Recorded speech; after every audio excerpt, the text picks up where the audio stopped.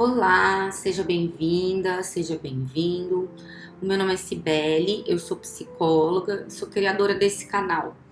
Você está assistindo a série Despertando da Crise do Significado. Se você chegou agora, eu sugiro que você assista a partir do primeiro vídeo, porque um vídeo complementa o outro e todos os vídeos apresentam conceitos importantes e que a gente não pode perder de vista, além de apresentar vários conceitos. Mas dito isso, eu desde já agradeço a sua audiência e vamos lá. Bom, no vídeo anterior nós estávamos falando de como no período do Alto Paleolítico houve uma série de acontecimentos que reduziu muito a população humana e aí os humanos precisaram responder a isso, fortalecendo as suas relações sociais em grupos cada vez maiores. E para isso foram desenvolvidos os rituais de troca e de iniciação, que expandiram a nossa capacidade mental. Os rituais xamânicos parecem ter sido desenvolvidos a partir desses melhoramentos cognitivos trazidos pelos rituais de troca e iniciação. Para a gente entender esse processo, existe um conceito bastante interessante que o professor Verweek traz, que é a noção de exaptação. A exaptação é originalmente uma ideia que veio da biologia, mas tem um cientista, o Michael Anderson, que utilizou esse conceito para entender o funcionamento do cérebro. Em termos biológicos, a exaptação é um mecanismo evolutivo. Então, por exemplo, um bom exemplo disso é a nossa língua, né? Nós estamos agora, nesse momento, eu estou utilizando a língua para falar. Mas na linha da evolução do corpo humano, as línguas elas não se desenvolveram para falar, né? Se fosse assim, todos os animais que têm línguas estariam falando com você hoje, né? Mas inicialmente a língua parece ter uma função clara de alimentação e de proteção. Ela é um músculo flexível, bastante sensível, que é capaz de filtrar a entrada de alimentos e substâncias tóxicas e também é uma excelente ferramenta para empurrar o alimento até o esôfago. Mas, devido ao modo como nós evoluímos, né, esse músculo que também está nas nossas vias aéreas, ele foi aproveitado para fala. Isso porque a evolução não é um designer inteligente e ela colocou o mesmo tubo, né, o início de um mesmo tubo para respiração e alimentação. Isso não é um design muito interessante, mas foi assim que foi feito. Então, além de tudo que a gente já falou, a língua ela é capaz de interromper o fluxo de ar. É um músculo flexível e sensível que pode interromper o fluxo de ar. E é disso que a gente precisa para falar. A gente precisa de um músculo sensível, flexível e que consiga alterar a quantidade de ar que a gente está permitindo passar na nossa garganta para ter entonações diferentes nas cordas vocais. Então a nossa língua, que inicialmente evoluiu para ser uma ferramenta de alimentação, foi exaptada. A evolução, entre aspas aí, né, não precisou criar uma máquina de falar do zero. Ela pegou a máquina de comer que já existia e exaptou ela para um outro propósito. Então, o que o Michael Anderson e outros cientistas também argumentam é que é muito frequente o cérebro fazer isso. O nosso cérebro, ele, em alguns momentos, ele vai desenvolver pequenas máquinas, ou seja, pequenos conjuntos de processos cognitivos para fazer alguma coisa específica. E aí depois ele aprende a reutilizar aquele circuito para fazer alguma coisa completamente diferente. E a gente vai falar bastante sobre isso ao longo da série, por isso que é interessante já deixar de cara logo o conceito da exaptação. O que acontece é que, vamos voltar lá agora, né, lá no final do Alto Paleolítico, é que as habilidades melhoradas que surgiram nos rituais de troca e iniciação foram utilizadas para um outro conjunto de rituais, ou seja, elas foram exaptadas para os rituais xamânicos.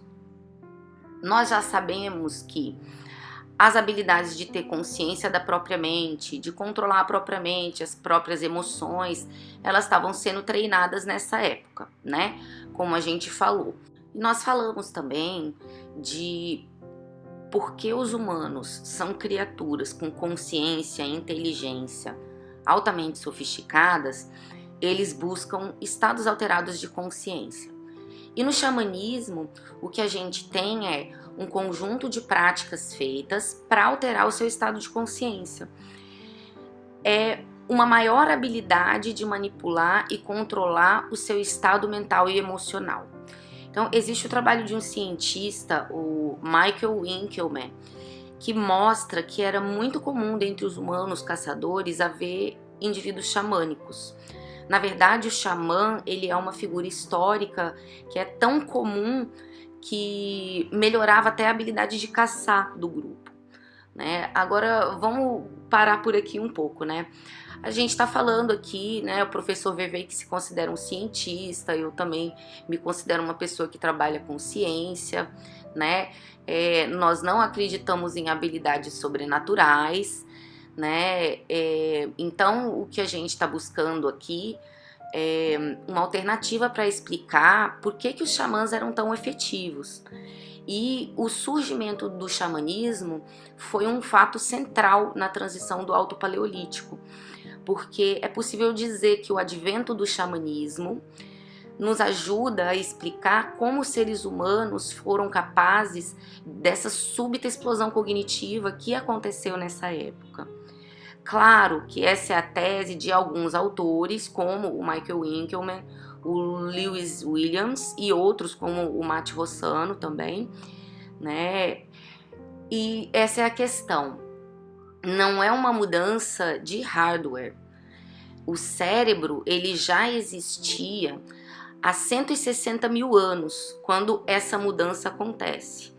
Então, o nosso cérebro, ele não tinha mudado significativamente, ele não mudou significativamente nessa transição do Alto Paleolítico.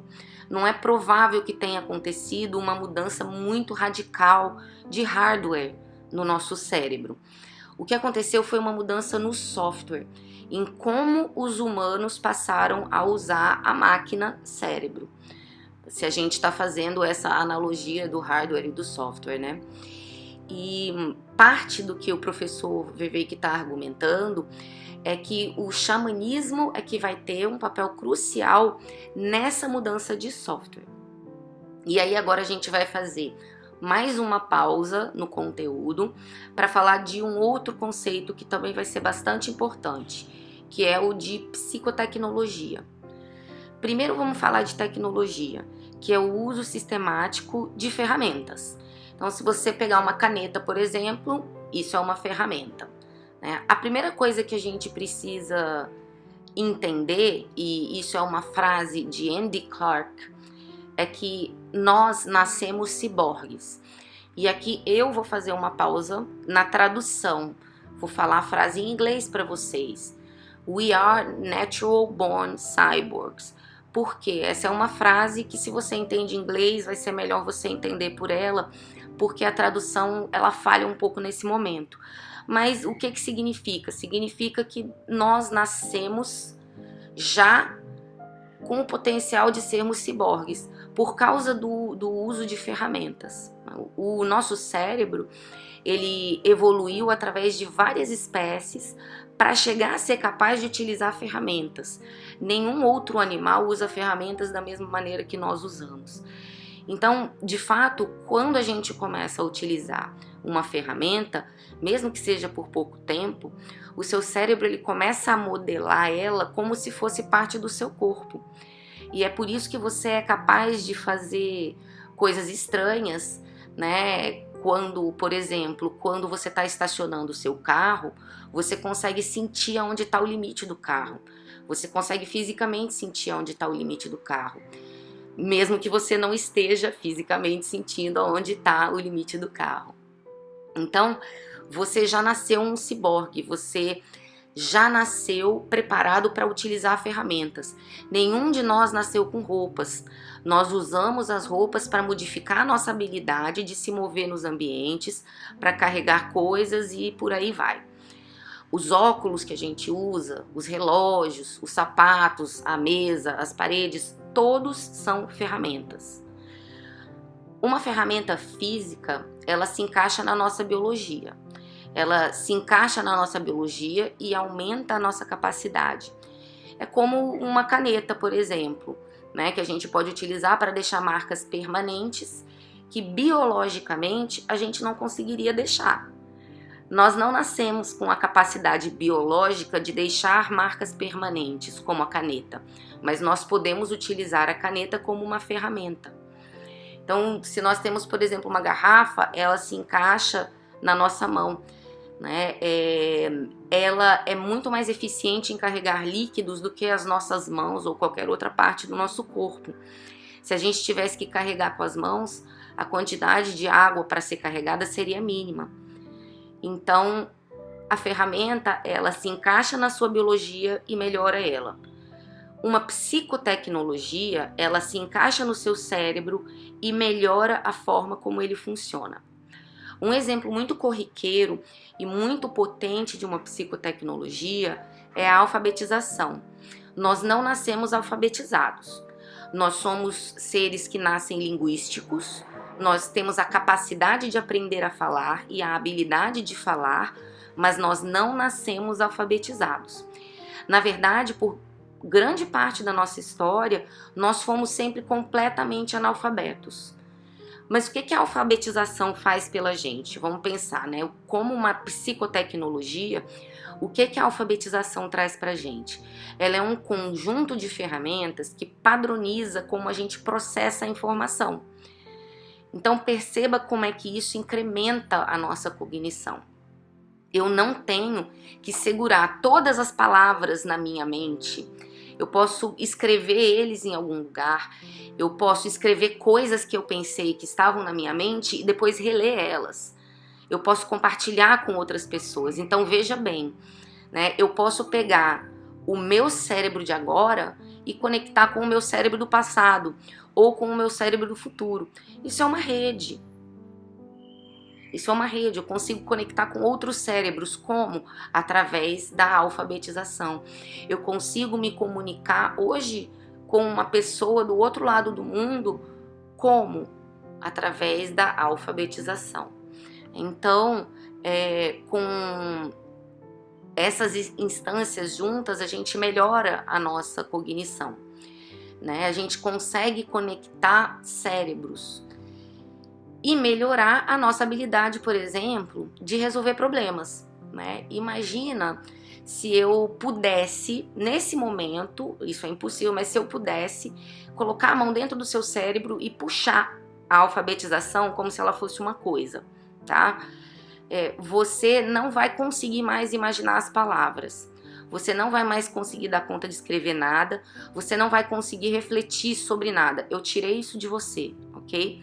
O seu cérebro continua sendo o mesmo, o hardware. Mas os problemas que você vai poder resolver, eles diminuem drasticamente. Então é isso que as psicotecnologias fazem. Elas melhoram o software da nossa máquina cognitiva. O xamanismo, ele é um conjunto de psicotecnologias criadas para alterar o nosso estado de consciência e aumentar a nossa cognição. E agora a gente vai parar por aqui. No próximo vídeo a gente vai ver um pouquinho mais, vai ver um pouco mais profundamente sobre essa história do xamanismo e como ele age como uma psicotecnologia.